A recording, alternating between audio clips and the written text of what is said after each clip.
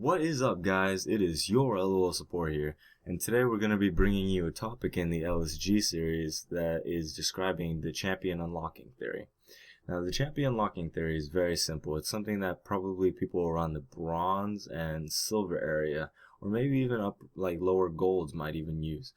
It is something that is used to describe the instance where someone doesn't quite know what champion to play next.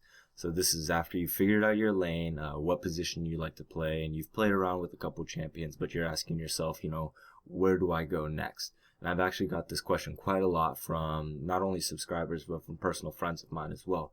So I developed, this concept's actually pretty much out there, but I guess this is more of a direct kind of way of talking about it. So everyone already kind of knows this in a way. So this is just putting it in a different way that everyone can understand it through a different lens. So the champion locking theory thrives after you follow this process. Now, the process is first evaluating what it is you are good and not good at, because that is the way you will learn in League, is if you are bad at something, acknowledging it and then proceeding to work on it and then improve yourself as a League player. Because too often, you see people who play ranked and they, rage about Elo Hell and everything like that, and it's always what other people do wrong. It's not what they do wrong.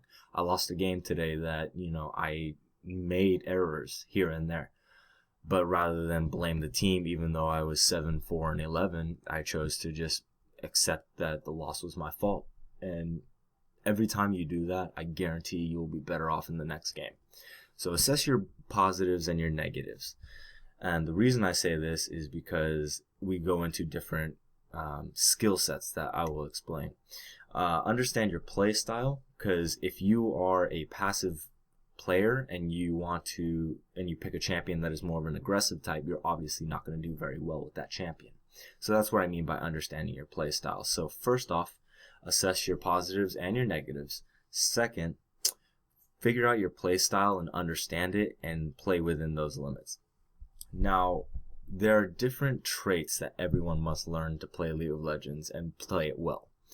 Now, these traits, I believe, are a key to unlocking your potential to play a certain champion. So anyone can pick up Riven and just play Riven. It's not hard to pick up Riven and just play Riven. Q, Q, Q, Q, Q, Q, R, right? Simple.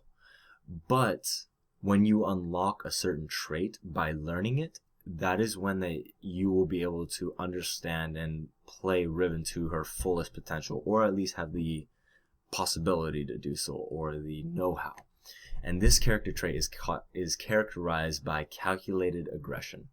And calculated aggression basically means that you are able to understand the game on a level where you are able to see when someone is low enough for you to kill them, and you understand the damage output that your champion possesses. Now, not only that, but there's a slight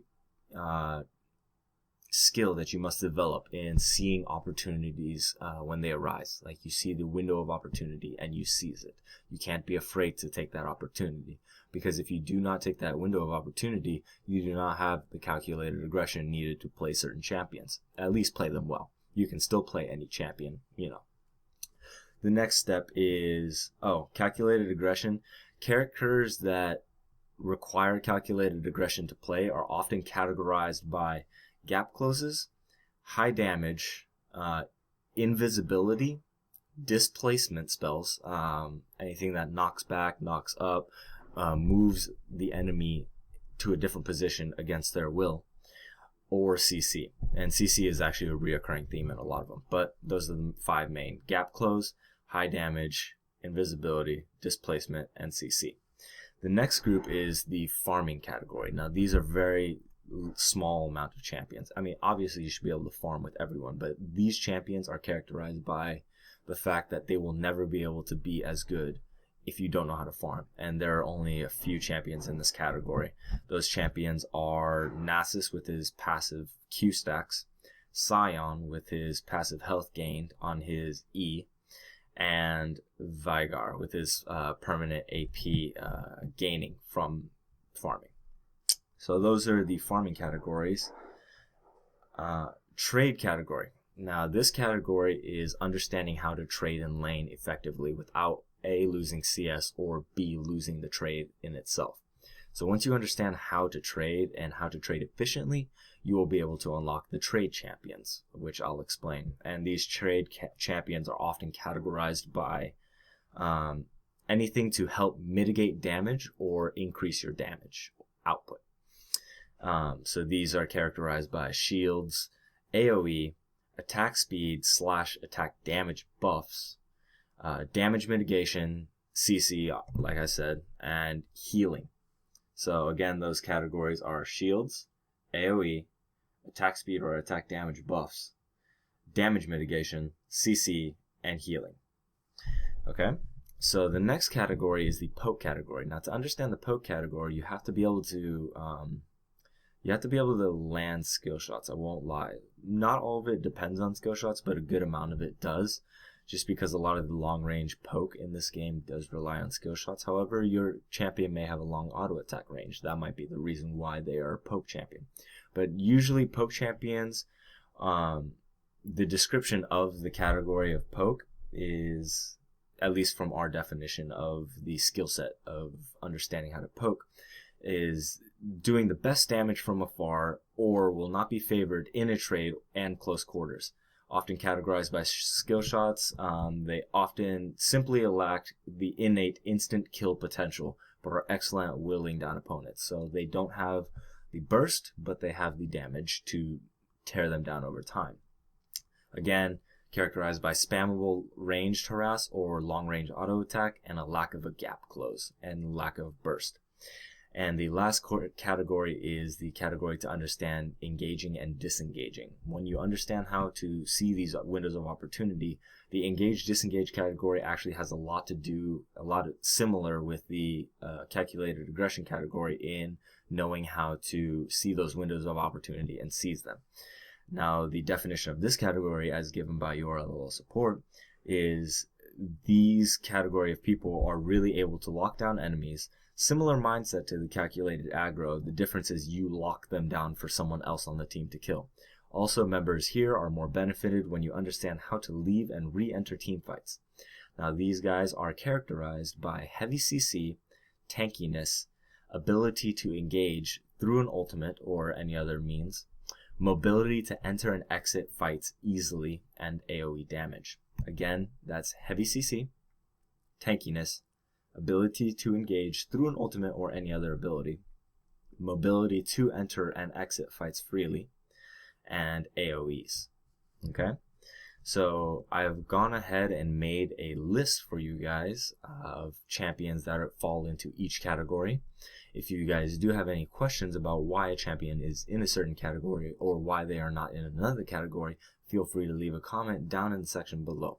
But this is a pre-made list for us, listing all the champions that belong in each category that we felt was best explained through this category. So for the calculated aggression category, you have Poppy, Evelyn, Jax, Morgana, Warwick. Warwick is in 2 categories.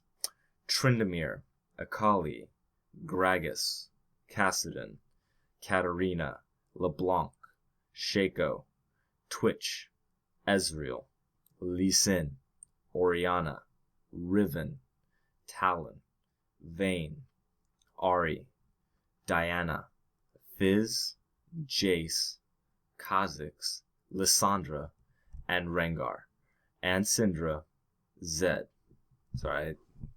Rengar is also in 2 categories. Now remember, everyone in this category is characterized by gap close, high damage output, invisibility, displacement, and CC. The next category is the farming category, the 3 champions I explained before, Nasus, Sion, and Veigar. If you have any questions about those, feel free to leave a comment, but I doubt you will. Members of the trade comprehension category, Garen, Rise, Master Yi, Warwick, this is his 2nd category, Mundo, Karma, Mordekaiser, Olaf, Pantheon, Shen, Jinzhao, Cassiopeia, Graves, Irelia, Nocturne, Renekton, Rumble, Skarner, Swain, Trundle, Wukong, Warwick, Aatrox, Darius, Draven, Lucian, Fiora, Jinx, Quinn, Shyvana, Rengar, this is his second category, Victor, Volibear, Yasuo. Now again, these champions are characterized by a shield of some sort, AoE, attack speed or attack damage buff, damage mitigation, CC, and healing. The next category is poke comprehension. These people, once you understand how to poke effectively and how to do it consistently and whittle down your enemies, you will be able to succeed at playing these champions. These are Ashe, Annie. She is in 2 categories, and so is Ashe. Kayle, Sivir, Soraka, Cho'Gath, Mundo.